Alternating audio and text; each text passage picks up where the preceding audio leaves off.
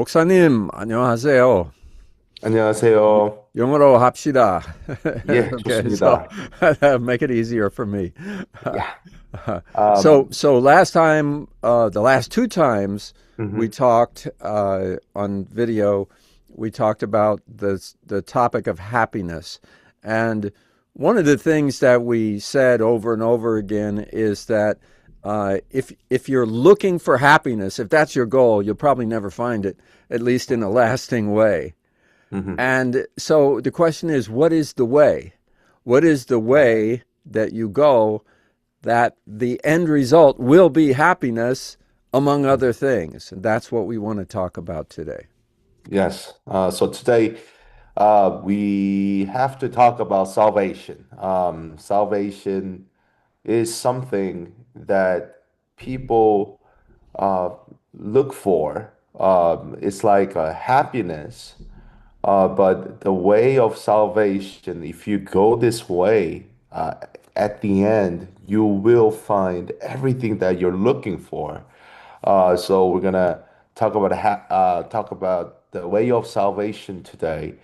So I just wanted to ask you about what have you tried? I mean, what have you tried in your life? What have you tried to find that salvation that you are looking for? What have you tried? And what kind of roads have you been taken before looking Yeah. for that salvation? Well, I think that at a very early age, I had a, a need for some sense of purpose that goes beyond this world. And it just, and I'm sure my mother added to that because she would always talk to me about everything you see, none of this is real. And so the way she explained God to me was never like uh, the children's stories where they will depict, God as a man sitting on some throne somewhere in the sky, or and the devil is some, red little demon with horns running around with a tail and a pitchfork, and all of that kind of stuff. I think is a stumbling block to people later on in life because it's like Santa Claus and the Easter Bunny. Right. What is that stuff? Well, my mother never talked to me like that. She basically said, "No, God is. We can't describe God. No one knows what God looks like. We can't see him with our eyes. He's way beyond that." And she would give me this sense that God is everything. He's in everything. He sees he doesn't live in time like we do. We look at the past, we look at the future, we look at now. We wonder what's going to happen in the future. We try to remember what happened in the past. God sees everything all at once. And Mhm. that was like so hard for me to grasp. He sees it all at once. From the beginning of time to the end of time, whatever anything might be, the concept of time is erased and he just sees it all and he knows all. And I was so much in awe because we would have so many discussions like that as a child. So then Mhm. when I got older, uh, I had a friend of mine who he said, "Why don't you read some of Ralph Waldo Emerson's essays?"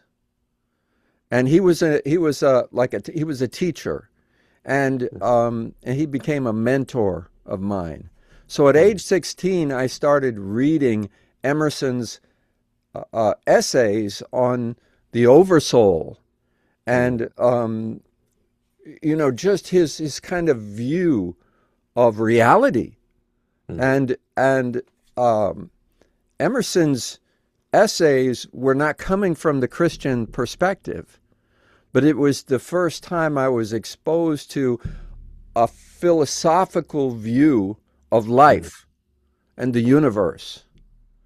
And I really got excited about it because I thought, well, this this my mother didn't really understand Mm, because she was never exposed to this. And so yeah, it started like drawing me away, you mm, know, into something else that because this thing inside of me is like I want more. I want to understand more. I want to uh, be engaged in this process of getting away from earthly things and understanding how things really are. And so I went from one thing to another. I just started reading philosophy mm, of different philosophers, and unfortunately, where it took me was to atheism, mm, which is really bizarre because I'm looking for this greatness of the earth, but then as I read these different philosophers, and you know, some were not atheists and some were, mm, but the view that I was holding that I received from my mother was looking limited to me, while this whole span of potential philosophies and ways of looking at things so it looked so vast that I wanted to explore it. The only mm. problem is I wasn't finding something that was settling to me, that was like, oh, I found the answer. It just like kept me in this continual quest for more, more, more, more, more. And that's a real trap, Mm. you know. And I think it was Martin Buber or one of the sort of theologian philosophers that I read that you know he talks about um, always becoming and never being, Mm. and how you can you know just be in that state of searching and searching and searching and searching and never find that place of home where I belong, and that sense that everything is all well with the world. Now, some people can hypnotize themselves into that by drinking and getting a good job and getting a new car, like we've talked about in the previous videos. But for me, I wasn't. Nothing was going to satisfy me until I found something that was really real. And unfortunately, I couldn't find it. So I became pretty depressed in this Mm. process of leaving Christianity and searching for God, finding nothing, believing that there actually is just a big universe with no God in it. And it's not that I felt lonely per se, it's just that it just the sense of purpose, which was the whole drive in the first place, was now Right. gone. There was just gone. A sense of Yeah, yeah. meaninglessness. What then? What's the What point? is the point? What's What's the the point? point? Right, right, right. What is the point? Why should I even live this life? Why should I go get a job? Why should I do all of this stuff and play this game for 80 years or whatever the number of years is Mm. if there's nothing here? Right. It it is really interesting in some point because actually there are people who think like you, which is a lot like me, because we have almost same kind of work of mind and everything. So I went through something very similar to yours, but my searching ended pretty fast Yeah. because of my situation. But when I speak to some people who doesn't think or act like us, for example, my wife, she never questioned the purpose. She never questioned the purpose of being per se. And I said, how can you not? How can you not? It's just, we exist. And don't you, have you ever wanted to know the purpose of that existence? Or that feel that kind of urge for searching, and she's like, nah, I just, yeah, I'm here and I live, and yeah, that's so for some people, this searching for the truth or searching for the purpose comes different. Does. But as you said, for some people like us, if we cannot find that purpose, nothing in life will truly make you happy, period. Because what's what's the purpose? Yeah. Seriously, why am I here? Why am I living this life? What? So what? It comes to so what? Yeah. But um, and as far as I know, you went through all this searching, and then what brought you the answer? What was the Yeah. basically awakening moment for you? Well, let's go back in time a little bit. You have to go back in time quite a bit because of my age. Okay, so I was a child of the '60s, Hmm. and so I graduated high school in 1969, which was the year that Woodstock happened. And Hmm. I it was interesting because during the early '60s, the Beatles came out, Hmm.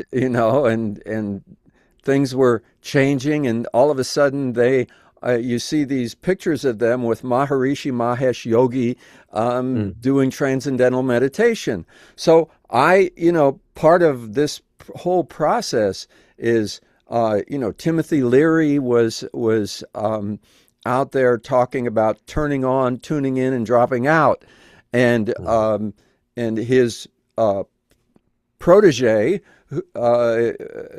who became Ram Dass, went to Hmm. India and changed his name to Ram Dass, and he finds through LSD and then finally through gurus in India Hmm. another way, another pathway, and so forth. So I'm tracking these individuals, taking psychedelic drugs myself, looking for uh, beyond, something beyond, some experience. Hmm. And I had experiences with LSD in which I recognized that I'm a stranger to myself. Hmm. I would look at my hand, I would look at myself in the mirror and say, I don't even know who this is. Hmm. What's going on? And what I found, through those experiences, see, other kids were doing this and just like having fun. I was like in a desperation looking for purpose, Hmm. using drugs, looking for something. And Hmm. what I found was nothing, I found no answer. I found more of the vast emptiness that this society has built over the years, that we humans have built through our vast intelligence, Hmm. civilizations built on meaninglessness.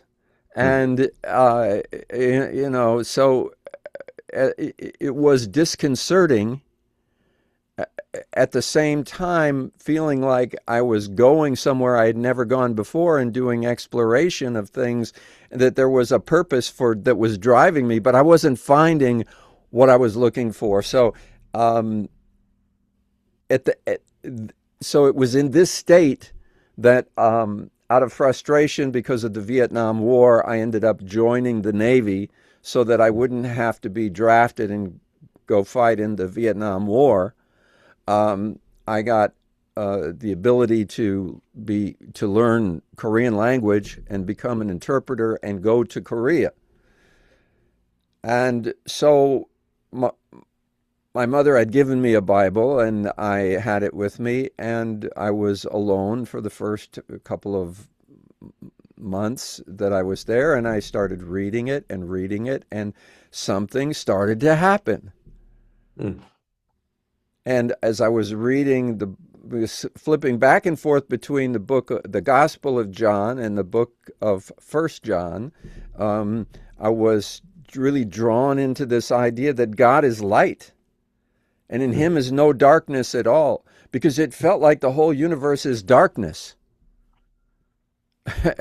But in Him is no darkness at all.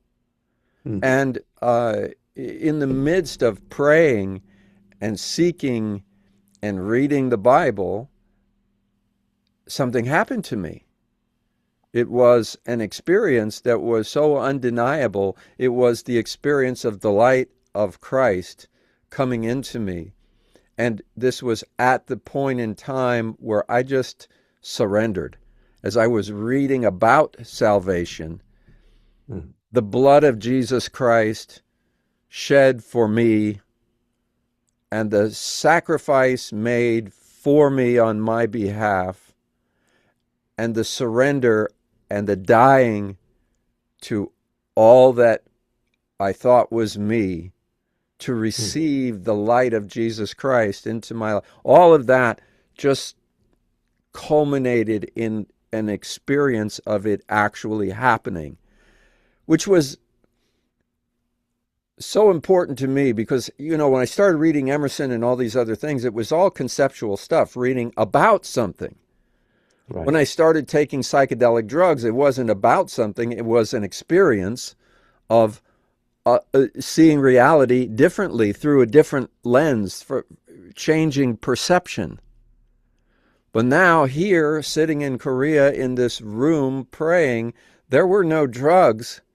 There was only a massive perceptual change that caused me to see what I hadn't been seeing and to see life as I hadn't been seeing it.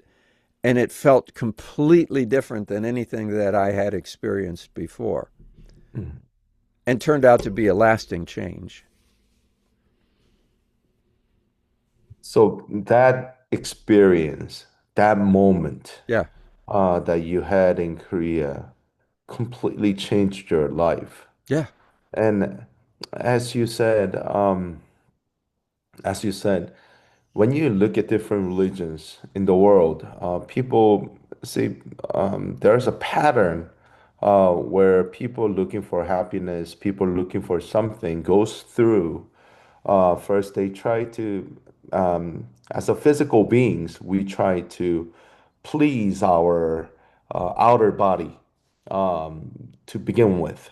So this is what normally any other animals do. They try to feed themselves. yeah, They try to have a good place to stay so they will be protected from outside world.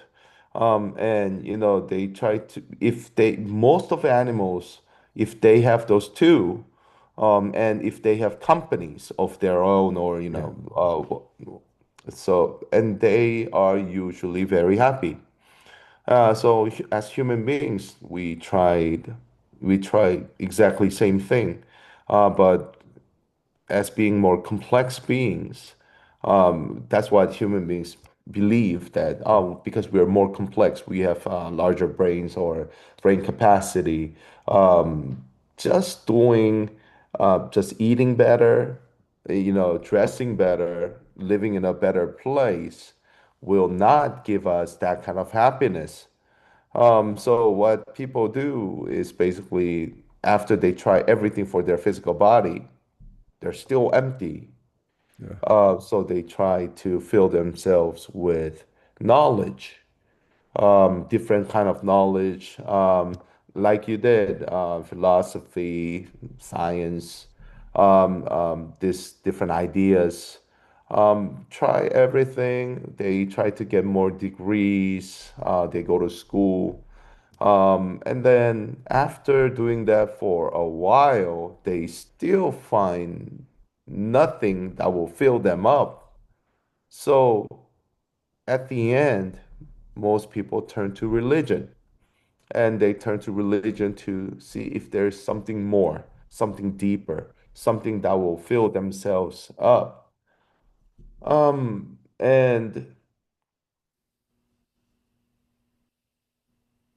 I studied Buddhism for a while. And when I study Buddhism, um, the essence of Buddhism is being a good person, being a good person, accumulating a lot of good karma. Um, by accumulating good karma, you'll be able to get out of this circle of life and find nirvana, which basically then you can put yourself into uh, being a Buddha, which is the enlightened person or being that is outside of this world. Um, and a lot of things that in Buddhism, what they do is what we're talking about, that we put some a negative um, notation on it, which is emptiness. Emptiness. We feel the emptiness, and naturally, when you feel empty, and if it doesn't feel good, we try to fill it up Yeah. with something. But Buddhism, what they say is we need to empty everything out, put ourselves into the complete emptiness. So that will bring tranquility in our life. That will bring peace. And I don't know if they call it happiness, but they say being, they, when you're at that state of emptiness, then because you do not worry about things, that you'll be okay with yourself. Basically, that's what they say. But when you are empty and when you see that you're empty, natural human reaction is you are hungry, you are empty, so you need something. That's the natural thing that we feel. So like what you say, the Bible speaks about our salvation in totally opposite way. Instead of emptying ourselves out, since we are already empty because we do not have what we're supposed to have, because we are a spiritual being, no matter our physical flesh is being satisfied or our knowledge gets satisfied, we will still have that empty spot in ourselves which cannot be filled with anything else but God. That is what true essence of Christianity is basically speaking about. Not as a religion, but more of a reality. This is the true reality that everybody should aim for, which is to be truly filled, to be truly be satisfied. We need we need that missing piece of the puzzle uh, in our spirit, which could only be filled by God. And what you just said, that your experience in Korea is very, it touches the point, touches the main point of this whole idea, because it's when you see, I think I shared this message in today's early morning service. The Bible verse comes from Second Corinthians chapter 5, verse 20. It says, "We are therefore Christ's ambassadors, as as though God were making his appeal through us. We implore you on Christ's behalf, be reconciled to God." Be reconciled to God. That's that was what Paul was trying to tell the people of Church of Corinthians. You need to be reconciled to God, and reconcile. The word in Greek, that word means that you are giving up something to be filled with something else. To reconcile means you throw away your old your something, and you're taking something new to be united again. It has that kind of a meaning. And you just said that in Korea you had to let go and be filled with something else in order for you to be to basically have that satisfaction. Basically, it's something that experience gave you that satisfaction. Um, Letting go of your old self, letting go of this is a lot deeper spiritually. It is a deeper thing, but it is I as we always talk about, it is the most basic thing that people often um, skips, that they just as even Christians, they don't think about this reconciliation, this being united with God means that we are letting go of our old selves. So, um, could you tell us a little more about that, or more about how the letting go of your old self, being filled with this new life, what that's like? Yeah, the I think it's best described as God living through me. Hmm.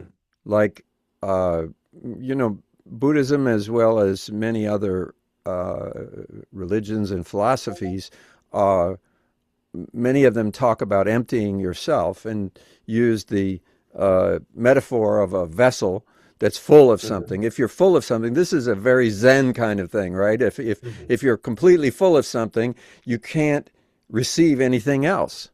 And in Zen monasteries, they'll hit them with a stick and all kinds of stuff to try to get, to you know you're speaking out of the fullness of what you're carrying. You need to empty that out before you can see what I'm trying to say, before you can see anything new.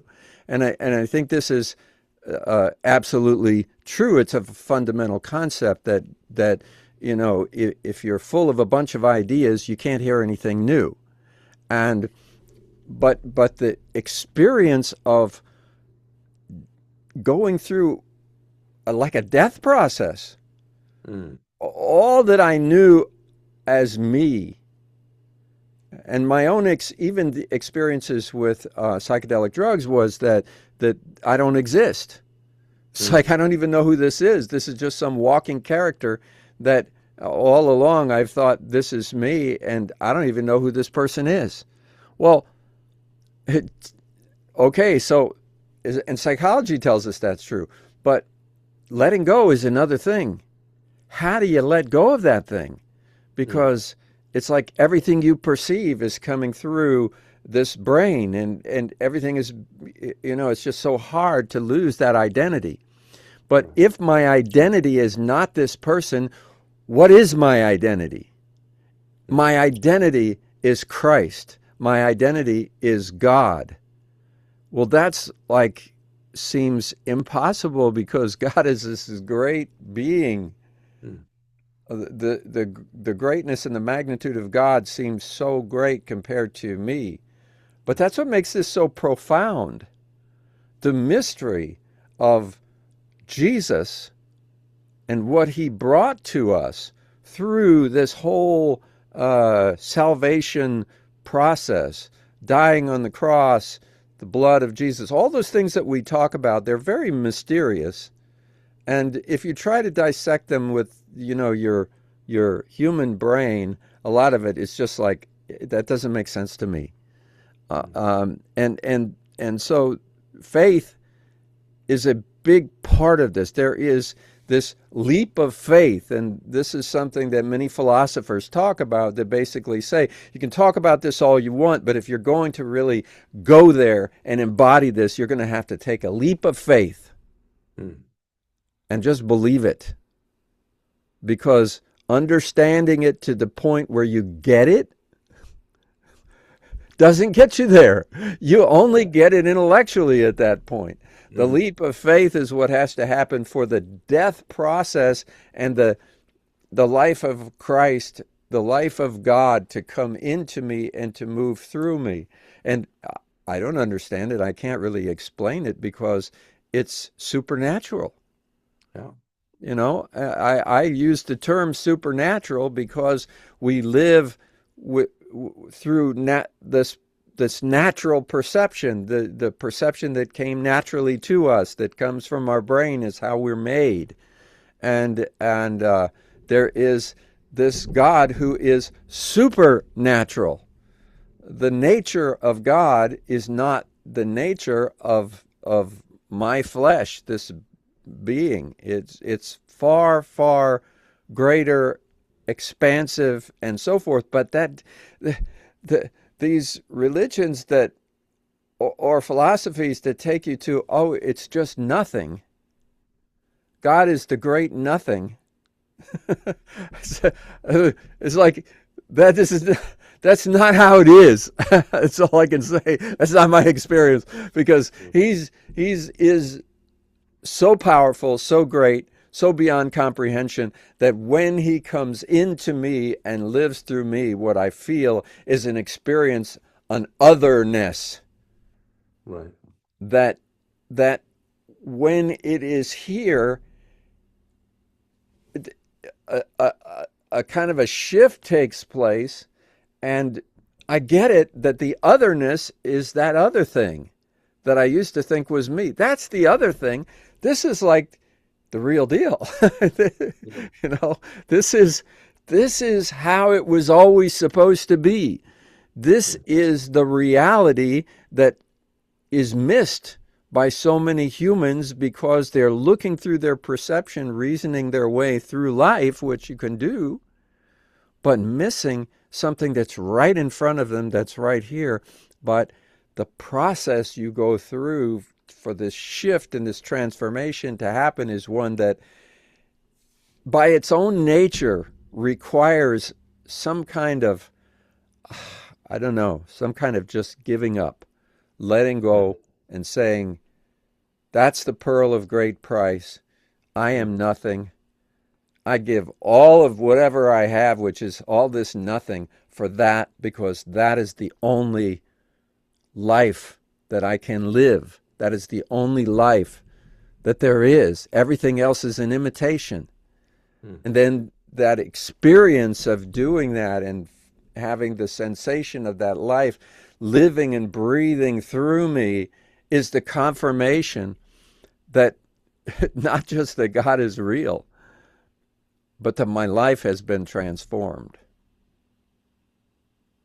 And now it's, well, now that this has happened, how the heck am I supposed to live this life? You Mm. know, I still have a job, I have a family, I have a house, I have house payments, I have, all this kind of stuff. And I have to keep doing this, but it's all different now. Mm. So one thing that struck me um, was that you said in the first step and the most important step that anybody has to take is that leap of faith, Yeah, basically. yeah, And that leap is, in some sense, it feels like giving up, letting go yeah, of some things. And to me, for some people, that could be maybe uncertainty, uncertainty, because we are so focused of understanding till every last detail. Is this 100% factual? Is this right? What if this is wrong? What if, and people keep asking the question after question after question, when even when they have someone invite them to Christ, people keep asking that question. It's like, but I'm not sure yet. I'm not sure yet. Yeah, yeah, But right.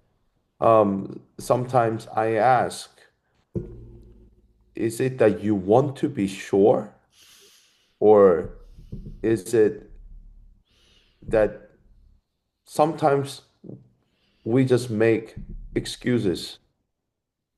Because I think for a lot of people, when comes to that point of desperation, it's like, you know what, I need to find this now, or it's just my life is not gonna work. For that kind of people, it's maybe a different story. But because for a lot of people, they have their own ideas about Christianity, about believing in God and Jesus, is they have their own ideas about it, own picture of what that looks like. So a lot of people that I know who doesn't believe in Jesus, when I ask them why, they usually don't give me a straight answer. They'll try to make up, some broad excuse. Yeah. But when I talk to them, I really speak to them, a lot of people say, I'm afraid that I have to let go of, you know, the things that I enjoy in this life right now. Um, you know, I don't want that big meaning right now. I just want, just small happiness here and there. I just want to end my day of work and I want to have some drinks. I love smoking, and a lot of the Christian people say, you're not supposed to smoke. A lot of people say, on Sundays you need to go to church. Um, and what I tell them is basically forget about everything, even all that. Do not think of something that you have to do or change. Have the experience of finding or being united with some being that is far beyond your comprehension. If you have that experience, then everything else becomes kind of mute. It's meaningless. It's like, oh, why am I holding on to something that has less value than this new life that I got? Um, when you truly find that, like you said, something that is so valuable, so bigger than everything else, then later on it's easier to let go. It's easier to let go, but first you need to let go of that last piece of your um, that doubtfulness or uncertainty. Um, should I? But I'm a logical person. I'm an educated person. How can I do this? How can I do that? But for me, I always tell people that I have met God who was beyond my knowledge, beyond my comprehension. I have experienced God in a most intimate way that surpasses all my understanding. That is how I can believe in God. But that need for that to happen, you had to make the first leap of faith. Yeah. Um, so There- that is very important right now. Why for in your way of thinking, why do you think there are so many people who are afraid of coming to Christ or meeting God, having this experience?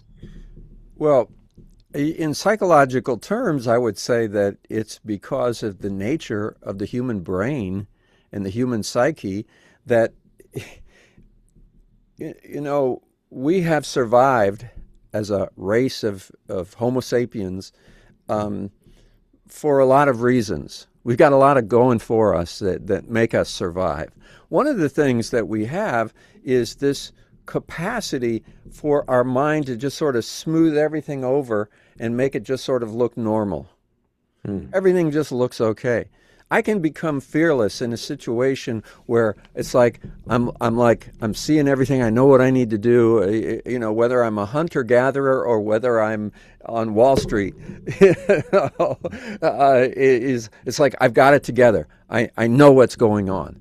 And the fact is that your brain is kind of lulls you into believing that that's true. The reality is, when you think about all the brain centers and how they work and how information gets transferred back and forth, and you have different kinds of memory, neuroscientists have explored memory, and it's not at all like we used to think it was. There are different kinds of memory in different centers of the brain. For instance, limbic memory, when it comes up, it's like this. You actually feel it, like a woman is raped, and then she's now in a potentially positive romantic situation, and this memory comes up of that rape, and it's not just I remember the facts of what happened. That's in the prefrontal cortex you also have memory, and that's where we remember things that allow us to score well on the SAT. But now this is coming from this limbic system memory that is bringing back everything, even the smells, the experience. It's almost like she's reliving it, the way this kind of memory operates, right? And it's just like so startling that she can't even enjoy or be present in the moment, because this is like creating this distortion of taking her back to that horrible experience. So trauma, as we study trauma and understand it, we start to see how the mind can get fragmented. And then we have all these quote disorders, multiple personality disorders and schizophrenia and all these different things where everything gets short-circuited and the mind is no longer smoothly operating the way it is. And we start to see just how complex it is.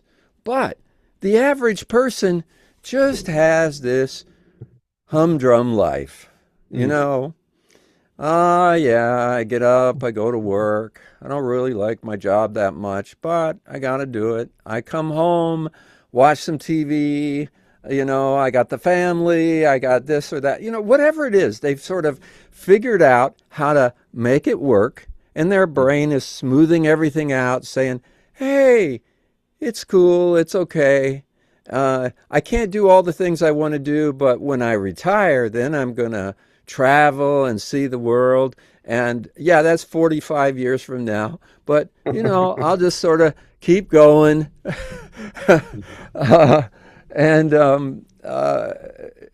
then sometimes they have a midlife crisis somewhere along the way, or some other kind of crisis where, I'm disturbed by something. Something isn't the way I expected it to be.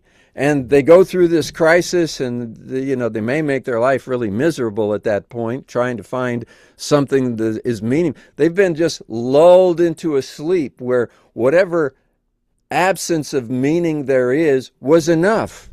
And now it's not enough anymore. I got to go get something else because my life has gone past me. Where did it go? And people go through these phases. But when you look at the lifespan of a human being and how much time they spend just coasting on through, or being really busy with something that is absolutely meaningless in the full scope of things, but it has become meaningful to them, and so they just stay occupied with it, and they don't think about anything else. But we are operating on 5 senses, and then there is this 6th sense. It's like within this human being is something we refer to as a spirit, right? And we are spiritual beings. And there is this spiritual sense, and there is a spiritual hunger. There is something there that says, I'm not going to be fooled by all of this stuff. my I am a spiritual being and I need to connect with with God. I need that connection. I need that relationship. I need that to be there to fill me and give me purpose. But that all gets covered up. It's amazing how the spirit of man can just go into hibernation like the bears do in the winter, Yeah. while we just continue on with our life as though it never even existed. Mm. And if it comes up a little bit, oh, we'll go to church. That's how we'll solve it. That'll make me feel better about it. We'll feed it a little bit, feed that spirit just a little bit. Mm. On Sunday we'll go to church, or we'll go to temple, or we'll go to whatever it is. Mm. Maybe it's even self help. I mean, it could be New Age this, or it could be whatever. But it's just enough to give that spiritual side of me enough to keep it sort of happy while I continue my mundane life, living out this existence until the day I die, missing out on that relationship with God that was always available to me, but Mm. I just ignored it. I mean, I there are like this mundane life, people try to put meaning into something that is so meaningless. And one thing that I see often is worldwide, let's say sports, Yeah, sport.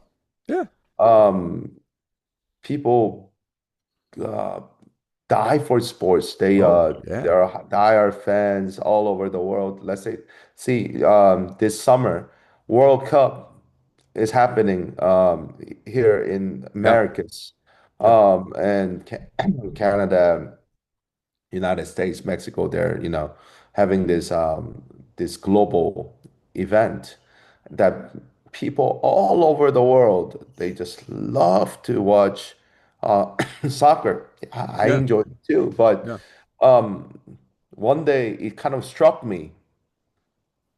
I was watching TV and I'm like, what am I what am I watching? Mhm. What are they doing? Yeah, If let's say aliens came out of nowhere and then they just saw the soccer match for the first time in their life and they will look and they have metal um, goalposts here and there. They have big nets, and there are a bunch of people running around chasing this small ball. They try to kick around and try to put it in one of the signs, and people go crazy when when the ball goes into that right. small goal, and people go crazy, and players get so excited. They're uh, and what would they think? These aliens will think. They're like, oh, this primitive, weird, beings. They enjoy kicking this little air-filled balls into those little things, and they get so excited by it. It's like watch we explore the world and we watch these animals, what the small animals do, or something like that. We're like, Yeah, oh, you know. And when that hit me, when people say soccer, this national team, or they have their own teams that they love, and they get almost patriotic and they go crazy for the team. And in the end, what is it? What is it? Does that really have a meaning? No, it doesn't. It doesn't.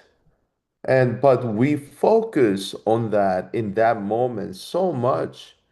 Some people get so upset, they'll go after the game and start shooting people, or they do crazy things yeah. because this thing that has absolutely no meaning has so much meaning to them because they have put so much meaning to them.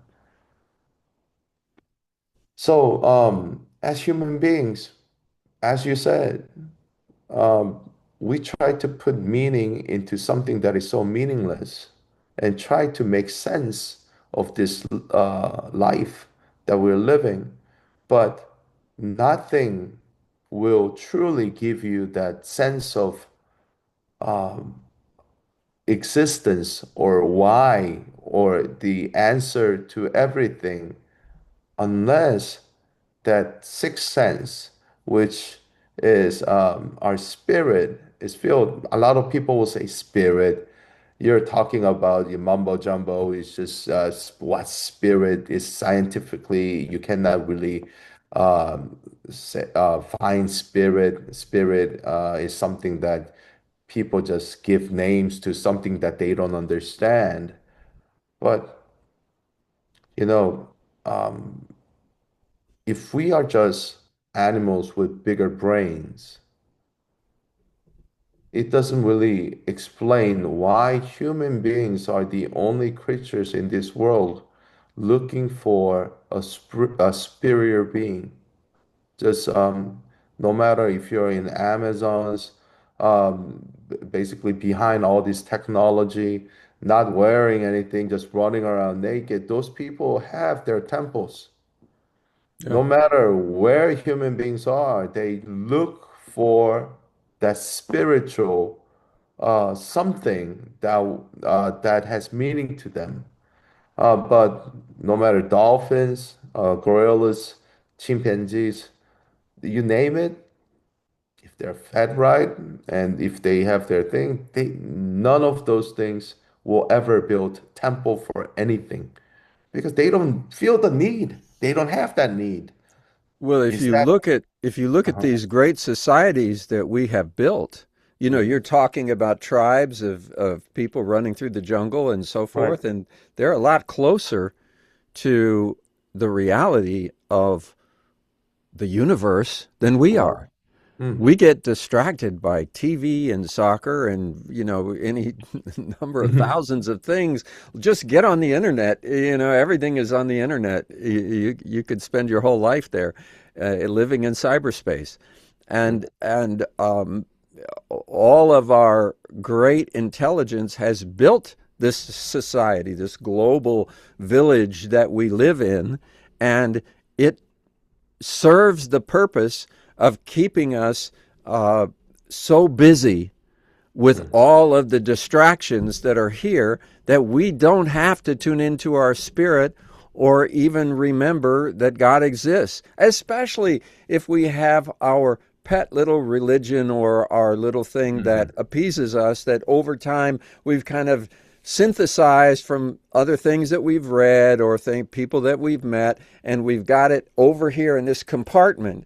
And Mm. whenever we need it, it's there to give us enough to keep our spirit busy, but we're basically keeping it in a state of hibernation and getting so distracted by this other stuff that we don't even remember the Mm. things that other tribes and civilizations experience every day because they don't have all those distractions.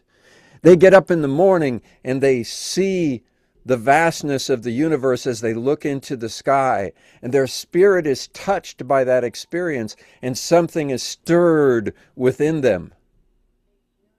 We get more stirred by soccer than we do by getting up in the morning and look at we never even look at the sky. We, you know, we like I said before, you know, we get into our car, we push the Right. button, the open Mhm. sesame, we drive out, and you know, we just stay busy all the time. Mhm. We don't connect, and for those who do, they compartmentalize it. It's almost sad to look at this world and see the disconnection, which is causing people from truly being happy. See, a Yeah. lot of people see when God is so much bigger than this, but one this how people say it in the United States in English. Yeah. has very deep meaning, which means you can have a personal relationship with God. Um,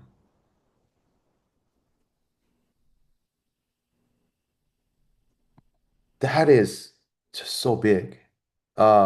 Because as a human beings, we find the greatest joy and happiness by having relationships with people, the Yeah. others. Yeah. Yeah. But a lot of times people are hurt or people are not satisfied with those relationships because they are not perfect, Yeah. because they're not perfect. Yeah. You marry someone expecting that other person to fully satisfy you in every sense. And the first thing that you realize when you get married is that your whole idea about marriage was wrong. That person will never satisfy you to your understanding. That person is not you.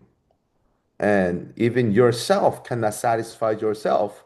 And the other person has their own needs, is looking for someone to satisfy them as well. But husband and wife, no matter how perfect they look, will never be able to satisfy one another fully. And because they do not think alike, they do not feel alike, and it's just they're different people. That's why. But this amazing thing is that we talk when we talk about salvation, we talk about salvation through God. When we believe in Jesus Christ and get that big block of wall that is hindering us from going to God, which is our sin.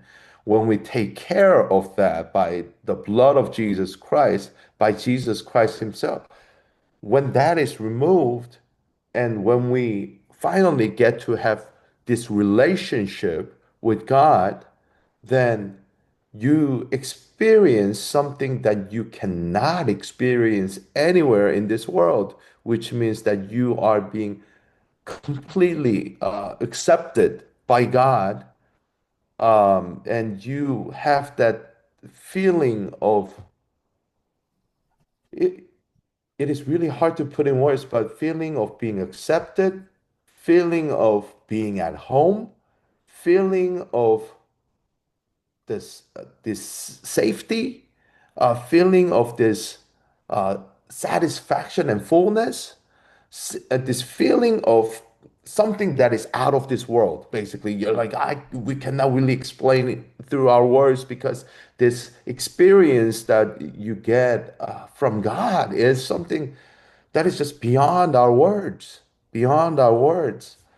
And the relationship that gives you the true satisfaction is the relationship that you have with God. And as you say so many times, people think of when we invite people to Christianity, people think of another philosophy or another just practice practice of something that they can just do time to time to make them just to feel better. But no, it's a relationship, and relationship is something that you have throughout your life, not just one day a week or 2 days a week, 3 days a week. It's a this relationship is with someone who unites with you at the starting point of salvation. Is this relationship is meant to happen from that moment to to rest of your life, to rest of your life. Yeah. So whenever I hear, especially people these days on the internet, these Christians, they come and they say you can have a special relationship with God you can have that relationship with God. I really want to ask all the believers, are you having that relationship? Because there are some people who will come to me and say, I know a lot of Christian people and they're not happy. I Yeah. know a lot of Yeah. Christians Yeah. and they have problems. Yeah. I know a lot of Christian people who are worse than the people outside of Christianity. In Korea, there are so many people who despises Christianity because of people who say that they're Christians who does not have that relationship with God. Same thing in the U.S. Yeah.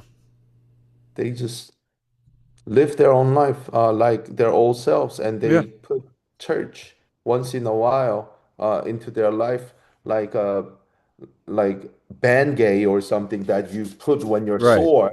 It's like, whew, yeah, that feels a Yeah. little better today. And they just live their life, and once in a while they put that stuff, and they're like, yeah, I'm good now. But no, it's the relationship. It's that relationship that's gonna give you true happiness and true meaning in your life, Yeah. true goal or true purpose in your life.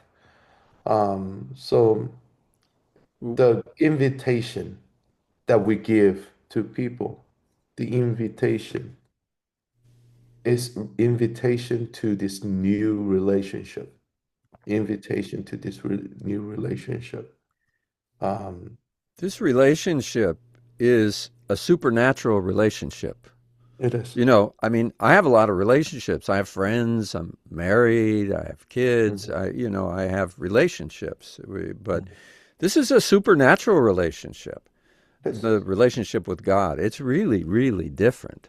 Mhm. Uh, I can say to a friend that I have a relationship with, hey, let's go to a Korean restaurant and have dinner together, or let's have lunch, or let's do this, or let's do that. It's really different with a supernatural relationship, and I think that some people are just not ready for that. I mean, they Mhm. are so indoctrinated into this natural world that they have no space for believing in the supernatural. They have no space. I mean, when they think of we think of the supernatural in this world today, and we think about, aliens coming down and Uh-huh. abducting people, and and seances and things moving around and talking to your dead uncle, and all that kind of stuff. And it's like, no, no, no. Yeah, we're talking about something different here, but it is supernatural. It is not something that you are going to get very far if you stay within your five senses and you're in the realm of the known, Mhm. because the exploration of this new life that I have, it is a new life. It is unfolding daily. It is, I referred to it last time as the great adventure. It Mhm. is an adventure to see, what does God have for me today? And before we started this video, I spent a half hour just with God. I Mhm. just closed my eyes and just felt the presence of God, because I knew I was going to be talking about God in this video, and I just wanted to, just be with this being that I have this relationship with as best I can, and just be in the presence of God for 30 minutes before I start this video, as a really good reminder of how different this experience of being in Christ is from the everyday junk that people experience as that they call their life. Mhm. You know, I open my eyes and then I see the room that I'm in, and I'm clicking on buttons on my computer to start up this Zoom session, and and all of that stuff. And all that's very natural. But that sense of being in the world but not of the world is a saying that we Christians say very often, has the connotation that, in spite of the fact that we're operating in the same realm with everybody else, you know, having conversations with them and doing all the same thing, watching soccer games and so forth, that there is something supernatural here that is the heart of my life, and it is breathing me. It is living through me. It is how I find my sense of purpose and my sense of direction and my identity. And it's real and it's dynamic and it's powerful and it's exciting and life changing. It is. It is It is. another life. I mean, when you say when you the phrase that you just said, we are in this world, but we are not of this world. Um, a lot of Christians use that phrase and term, but not in a sense that you just spoke about. Yeah. They say, so we have to live more um, virtuous life. Oh, yeah. We need to be different than just any other people because we are Christians.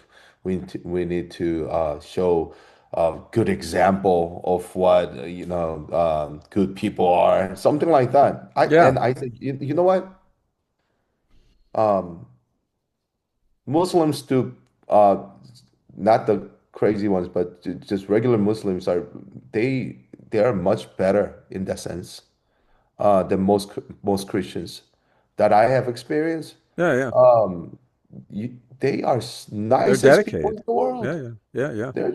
They're just like they even though that they're lacking in something, they try to give you more. And they're like Buddhists who acts so much better than some Christians too. But what we're saying is something that is totally different. So it's not we need to change our actions. We need to do something different. It is just we are all in different category, which means we need to have this relationship. Yeah. But the funny thing is, when we have that relationship and when we stay in that relationship and when our lives uh, goes around that relationship, the life the life that is born out of that relationship will flow out from us Yeah. naturally, Right. just naturally, Right. and we'll be doing things Yeah. that we would never Right. uh, being able to do in our right sense of mind. It's Yeah. like just giving you an example. Me myself, I'm not a really like a lot of feelings, like just like I'm very compassionate or very caring. I'm not that kind of person. No, you're an ENTJ. I am ENTJ. Yeah. I'm very logical. Yeah. I'm Yeah. very to the point. And when I see something, I try to analyze it. I do not try to see how it feels or how emotionally that's going to engage. I don't Yeah. think about that. The ENTJs, they rarely see some movie and cry. They don't because they try to analyze it. They Yeah. look at the movie and it's the saddest movie you will ever see. They're like, oh, why did the director put that message on? Why, what is making this so sad? They're calculating it. But um, when I'm in this relationship, even though I'm ENTJ, when I speak to my wife, this understanding, this feeling of the sense of how she's feeling something comes over me, which doesn't make any sense to me because I do not think like this. I do not feel like this. This is not me. I know this is not me. Just Yeah. a lot of Christians say that. I know this is not me because you know how you're built, or you know how you have lived and built that structure of your Yeah. life. But when that sense comes over me, it brings tears to my eyes. Like ENTJs experience of God. My kids, they always say, I never seen dad cry, except when he prays. And that says just so much to me, so much to me, because I'm not a person who gets very emotional about anything in my life. But when I'm in the presence, when I meet God, when I have the relationships that's just beyond my knowledge, beyond my understanding, it brings tears to my eyes. I'm overwhelmed. Is something that I cannot explain. So people say, oh, life changes, doing this, doing that. No, just have the relationship, meet him, experience him, and then see how your life goes. And just remember, Yeah. I just want to stress this so bad right now because we are talking about salvation. I want to stress this that we are not talking about religion. No, I am a pastor of a Christian church with a denomination and everything, but I am speaking to you. No, I'm not talking about religion. I'm talking about real relationship with God. And even if you come to church after watching this whole thing, or if you get stumbled on this video and say, oh, I might try, then I want you to remember this. Whoever watching this or whoever who will be watching this, just remember, out of all this religious stuff, just remember relationship is the first thing that you must go back to. Because I see a lot of Christians who are not happy, who comes to church because they have to, who are living in a more burdensome life than the non-Christians. They say, "Oh, I have to live in this harsh world," while coming to church to do, to be as service for God, that is putting more burden to myself. And it's just so hard to live this life and not being even able to have this one drink. Just people just try to make them feel sorry for themselves and just making out this whole religion and saying, and I asked them, I'm like, why are you even a Christian? Why? Why are you a Christian? Well, being Christian is supposed to mean you must be the happiest person alive. When you come to church, you must be the happiest person to come to church because this relationship with God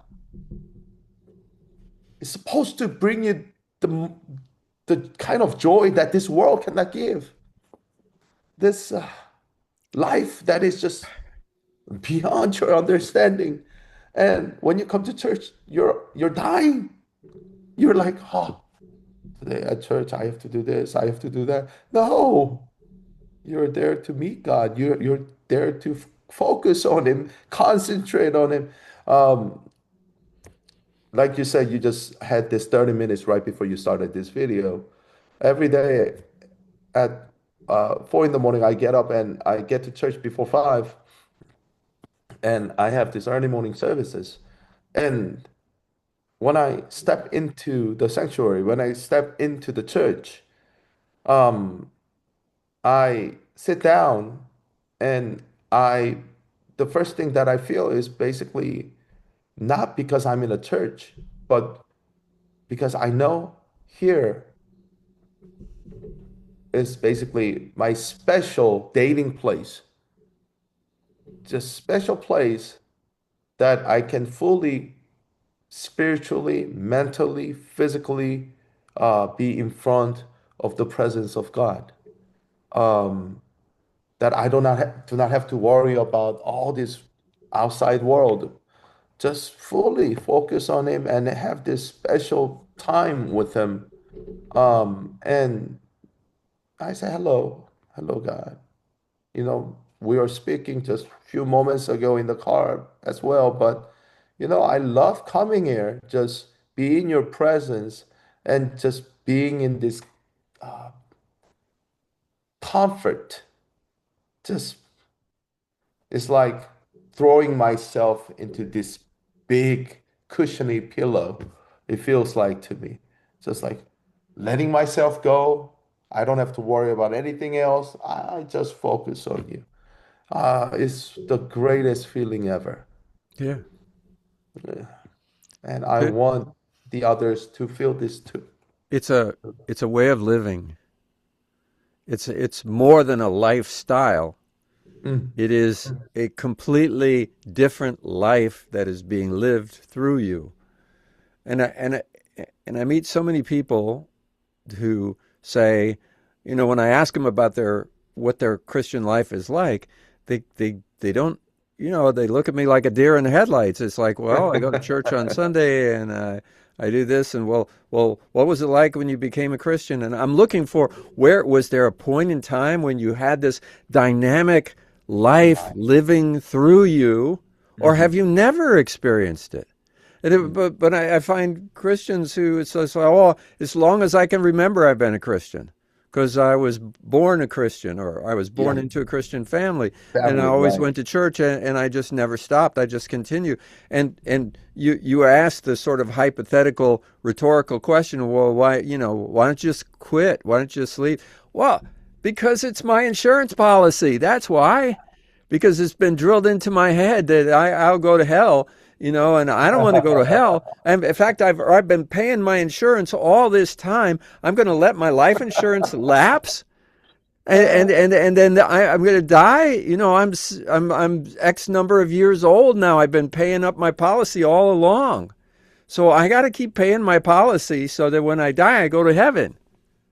I go, oh, that's what's holding you. That's what's keeping you here. I So, mean, yeah, I don't know what kind of trouble that I'll get into by saying this, but I assure you, your salvation starts and ends when you first believe in Jesus Christ. It's over. It's done deal. It's if you believe in Jesus Christ, if you accept him as your savior, then there's no life insurance policy. Is your life is already is your salvation is promised. But that is why I met my previous church. I was in charge of this young adults. There are 50, 60 people coming to church every Sunday. And some people had hard time just focusing, concentrating, even at church. And I'll tell them, I said, you know what, if you just came to church because your parents dragged you, or if you're here at the church because you're hoping for, uh, you're putting extra effort into the insurance which you have already paid for, or if you're in a church for any other reason, I believe it's much better for you to go watch a movie or read a book or just be somewhere else yeah. right now than wasting hour and a half or 2 hours of your life right now in this place by zoning out or doing nothing. Really? What the heck are you doing here? Seriously. I just straight out, I asked them, what are you doing here if you're not gonna spend this time with God? What are you doing here if you're just sitting here? Do you think it carries any meaning? No, it does not. It does not. So it's not, that is why I ask people all the time, why do you go to church? Why do you go to church? Why do you go to church? I'm not advocating that you shouldn't be going to church, but I ask them, why are you going to church? Why do you go to church? Period. A lot of people do not have answer for that. They don't. Yeah. Because they learn in their Bible study that their salvation is is a done deal through Jesus Christ, because they if they believe that Christ has died for them, for their sins on the cross, and basically it brings reconciliation, and you receive the life of God, and wham, that's it. You receive salvation by grace. Um, okay, then it's a done deal. That's why when I ask this question, they are in this panic mode because they do not have answer for it. They're Yeah. like, that's a good question. Because I guess if you're Christian, you should go to church. It is the saddest thing that, like, church has turned into a soccer basically. Yeah, Yeah. Yeah. and it is less exciting than soccer. Yeah. Soccer, at least you get very excited by players doing all this crazy stuff. That is why, you know what? These days, That's right. churches try to make themselves look like a soccer Yeah. match, Yeah. or they try to, do something crazy on the stage, throwing Right. balls, doing all these crazy acts, so they can make the church be excited, like Yeah. things that are meaningless. Yeah. How sad is that? Because why do you even have to do that? Why do you take out all the meaning out of coming to church? Yeah. What is the true purpose? Because they don't know the purpose. Right. Because those people do not see the purpose. They try to mimic the ways of this world to bring excitement into the church. Yeah. They don't ever focus on having a relationship with God. Yeah. That is the only thing that will bring you true happiness, really. It is not the happiness that when you look for happiness, you will never find it. But when you meet God, you will find happiness because He has it. Yeah. Um, See how the churches are changing, how the people are changing. It is, especially when you feel the things that God's feeling right now. Yeah.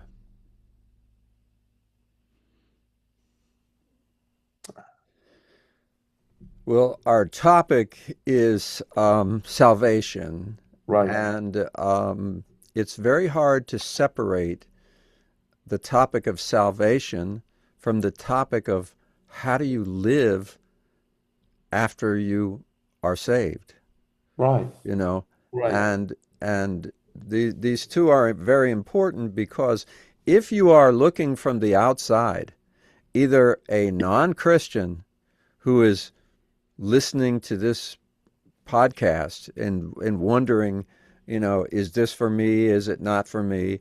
Or somebody on the inside who's always gone to church and is also saying, maybe there's something else for me. right, There's this question of the ongoing life. If you're going to make a decision to either commit your life to Christ and accept this salvation, or to recommit yourself to Christ because you realize you've lost that relationship, it's just not active in your life. Any way you look at it, it's not just some decision that you make in a moment and then you go back to the way things were. This is a life-changing decision. It has to be looked at that way. Otherwise, it just becomes just an empty thing. right. And in our next session, I'd like to pick up where we're leaving off here and talk about that decision point. There's this concept in the New Testament about counting the cost. Mm. If you're going to make the decision, count the cost. There was this one rich man, and Jesus talked to him, and he said, "Well, if you want to be saved, just sell everything you have and follow me."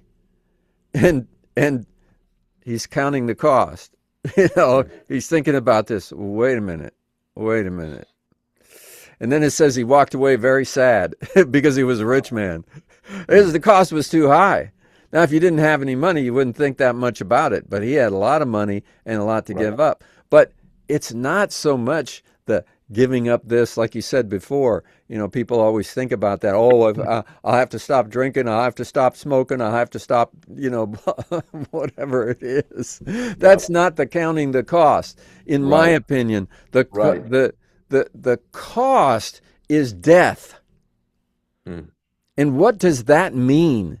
If I surrender to God and ask him to come into me and to cleanse me and to be my life, what am I actually asking? What is this proposal? Like if you get a job offer, it's important to consider, do I really want this job? Right. It's going to make me work long hours. It's going to be this. If you're considering getting married, you want to consider, what am I buying here? And the problem is that you can never know what to expect in this Christian life. It's not like, oh, I'll have to follow the 10 Commandments. I'll have to do this. I'll have to do that. No, you live by Christ. He lives through you. You don't know what tomorrow is going to be. You have no idea what's going to happen. You are buying something completely unknown from the standpoint of what will it cause me to do. What you're buying is the relationship. I want to be with him no matter what. I want him to live through me no matter what. I'm willing to put it all on the line right now and do it. But when you do, just know things are going to change. And that's what I'd like to talk about when we get back, is that is going to be a great talk for next time. It's going to take us some time, but that is because, like we say, salvation will bring change in your life. And that's going to be a great topic. 오늘 함께 해주셔서 감사합니다. 네, 감사합니다.